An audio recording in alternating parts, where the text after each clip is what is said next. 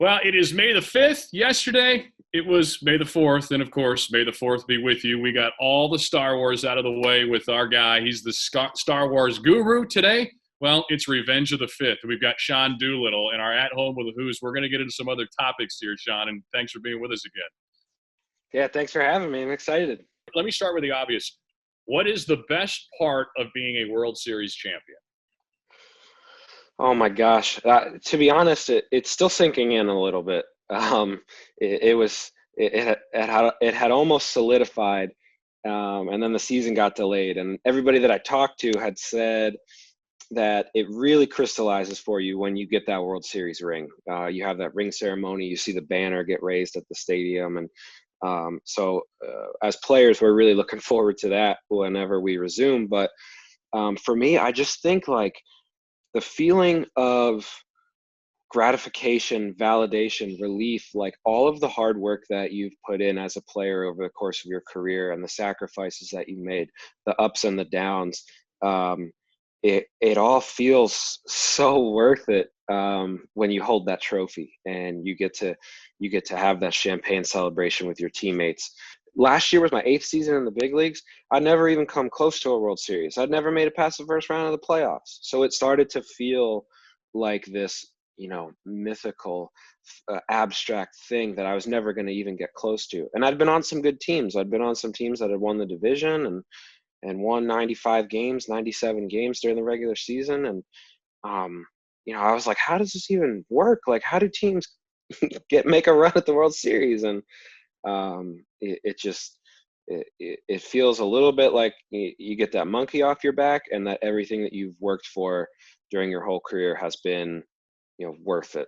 You and your wife, Erin Dolan, you guys have the fake TV show. It's lit. That's on. Yes. You guys have been putting out. How much fun has that been? And I guess the real question is, are you really a mediocre loader of the dishwasher? I'll take that in reverse order.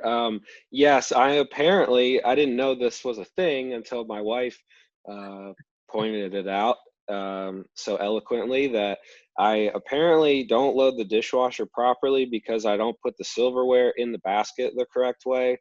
I like to put everything handle up. So like the fork goes down, the spoon is at the bottom. And apparently that's wrong. You got to leave it sticking up so that the water and the soap can clean it better, I guess. So I've been working on that a lot during the quarantine. I've been pretty good with like the plates and the bowls and the mugs and stuff on the top. So, but the It's Lit thing, man, it's been so fun for us. It kind of combines a lot of different things that we're really passionate about. Erin got her start a long time ago before we even met. She was living and working in LA doing some comedy writing. And this has always been, she's the funniest person that I've ever met in my whole life. And I'm glad that people are getting to see a little bit more of her sense of humor, even if I am the butt of most of her jokes.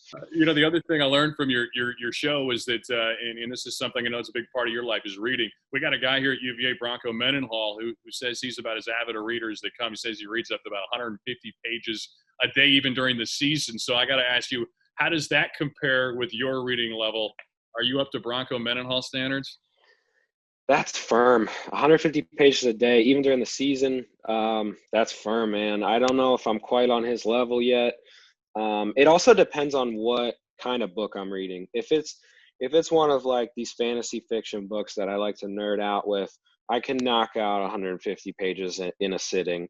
I can get really into it. But if it's like a nonfiction book, I can't read that many pages at once. I really gotta focus on, what's in front of me. I don't read much nonfiction. I like to get weird with it and read a lot of different kinds of fiction and stuff like that. So mad respect, Bronco. That's legit, man.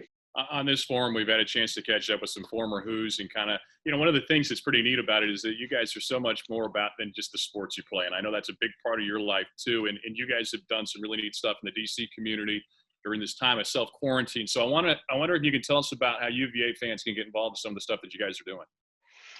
Yeah, there's there's a lot of really cool things that are going on in and around DC as it pertains to supporting people during the pandemic. My wife and I have donated food to the Capital Area Food Bank, and people can visit capitalareafoodbank.org to learn more about how to donate. And that's a great way. There's a lot of need right now, so there's a lot of like online fundraisers and stuff like that. And another really cool charity that's been started was actually started by Ryan Zimmerman and his wife Heather, and that's called Pros for Heroes. And if you go to prosforheroes.org, you can donate and learn about all the stuff that they're doing. They're giving prepackaged meals to frontline healthcare workers, the doctors and nurses that are working, longer shifts and more days in a row than they ever have before, and dealing with some incredibly stressful situations, and taking just one thing off their plate, so to speak. Let's go back to your days at UVA. Starting off, favorite play or game from your time at UVA as a baseball player? I think my freshman year, I forget the actual date of the game, but we cleared benches against Georgia Tech. And I remember, like, at the time, we had a huge chip on our shoulder, man. Nobody was giving us respect. And we took it to them that series. I think we took 2 out of 3. And we kind of announced to the rest of the ACC that we were for real. Who is your all-time favorite UVA athlete? I think it's Chris Long. I think just what he does, over your left shoulder there, number 91. We overlapped a little bit, I think, for a year or two when I was in school, and the career that he had on the field, but more so what he does off the field. He's just an incredibly well-rounded person, and for me, one of the highlights after winning the World Series, I got to go on his podcast. If you could paint anything on the Beta Bridge, what would it be? Yeah, first of all, I wouldn't go outside to paint anything on the Beta Bridge. Everybody stay inside, okay? We're doing a great job social distancing. Let's keep it up. But if I was gonna go, I would paint the lyrics from Touch of Grey by the Grateful Dead.